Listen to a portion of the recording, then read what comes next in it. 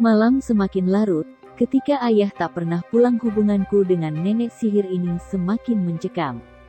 Entah apa alasannya, ayah bisa memilihnya sebagai ibu sambungku, yang jelas tak ada niat baik sedikit pun dari wajah itu. Aku melihat Elis, mama tiriku, sedang memotong sesuatu di dapur. Caranya memainkan pisau sungguh mengerikan. Aku berjalan mengendap-endap di belakangnya, karena hanya dapur ini satu-satunya akses menuju kamarku. Florisa, sial, dia mengetahui keberadaanku. Iya ma, makan malam sudah siap, makanlah dulu. Lalu bergegas tidur. Aku langsung mengarahkan langkah menuju meja makan. Ku edarkan pandanganku, sama sekali tak kutemukan adanya daging yang terlihat sedang dia masak tadi. Lalu daging apa yang dia potong tadi? Ada apa, Flo? Suara itu membuatku tersentak kaget. Tidak, ma, tak ada daging untuk makan malam, itu hanya membuat badanmu gemuk. Makanlah, kemudian lekas masuk kamar untuk beristirahat, perintahnya sambil mencuci piring. Semua makanan tersebut telah masuk mengisi perut yang sedari tadi memang masih kosong. Tanpa pikir panjang, aku bergegas masuk kamar dan mulai mencoba memejamkan mata. Terdengar suara teriakan dari kejauhan. Coba ku cari sumber suara tersebut dengan membuka korden jendela kamar. Terlihat ada seorang wanita yang mengendong kantong berwarna hitam sambil memegang senter di tangannya. Siapa dia? Pekik suara hatiku sembari sesekali menelan saliva karena merasa takut melihat sosok menyeramkan itu. Terlihat langkah tersebut menuju rumahku. Aku memberanikan diri menuruni tangga. Terlihat Elis sedang terburu-buru memasuki dapur. Anehnya dia sedang memakai make up tebal dengan polesan lipstik merah merekah di bibirnya, tak seperti Elis di hari-hari biasa yang selalu tampil dengan make up natural. Wajahnya mulai menyeringai, melukiskan senyum dengan penuh kepuasan. Apakah dia telah membunuh seseorang? Tapi kenapa dia melakukan itu?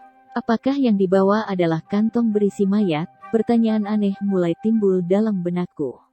Lalu terlihat dia menyeret kantong besar berwarna hitam itu. Perlahan-lahan mulai dibukanya, ternyata terlihat sosok wanita yang aku kenal.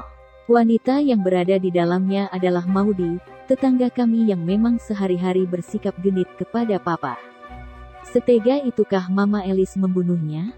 Aku mulai ketakutan, sebisa mungkin tak mengeluarkan suara sedikit pun, walau terdengar jelas tebasan pisau, sepertinya tubuh yang telah terbujur kaku itu akan dicincang habis olehnya.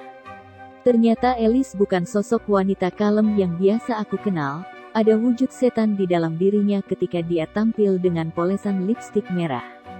Seperti apa nasibku nanti? Apakah papa sudah mengetahui sikap bengis di dalam diri Elis? Akhirnya aku berhasil kembali ke kamar tanpa menimbulkan suara sedikit pun. Mata ini tak bisa terpejam, walaupun susah payah aku mencobanya. Pagi harinya, Mama Elis sedang memasak di dapur seperti biasanya. Dia menyapaku, ini pertama kalinya jantungku berdetak kencang ketika melihatnya. Pagi sayang, bagaimana tidurmu malam ini? Tanyanya sambil mengukir senyum di wajahnya. Nyenyak sekali. Aku kangen papa. Kapan papa pulang? Aku berbohong untuk mengalihkan pembicaraan. Mungkin minggu depan. Semalam dia menelpon, tapi kami tak sempat bicara banyak karena kondisi sinyal yang buruk. Dia berkata sambil meletakkan semangkok sup daging di hadapanku. Makanlah, itu sup dari daging segar yang baru saja aku dapatkan, perintahnya. Maaf ma, aku lagi diet. Tadi berat badanku naik 1 kilo. Jelas aku menolaknya, karena itu pasti daging Tante Maudie. Sebab, keluarga kami harus benar-benar irit, karena jatah bulanan yang hampir habis dan papa pun masih akan pulang beberapa hari lagi. Aku akan minum susu saja, jawabku. Sebenarnya perutku merasa mual ketika melihat daging itu. Tapi untungnya berhasil kutahan. Iya, tapi setidaknya makan rotinya juga sebelum ke kampus. Aku mengiyakan sambil membawa beberapa lembar roti tawar untukku menuju kampus. Ketika berjalan keluar rumah, aku amati sekeliling. Jarak rumah kami dengan tetangga cukup berjauhan. Walaupun ada banyak rumah di sini, tapi penghuninya hanya beberapa orang saja, karena perumahan ini masih baru, sehingga masih banyak rumah tak berpenghuni. Untuk aksinya semalam, apakah polisi tak bisa mengatasinya? Pasalnya, terlihat situasi aman-aman saja seperti tak ada apapun.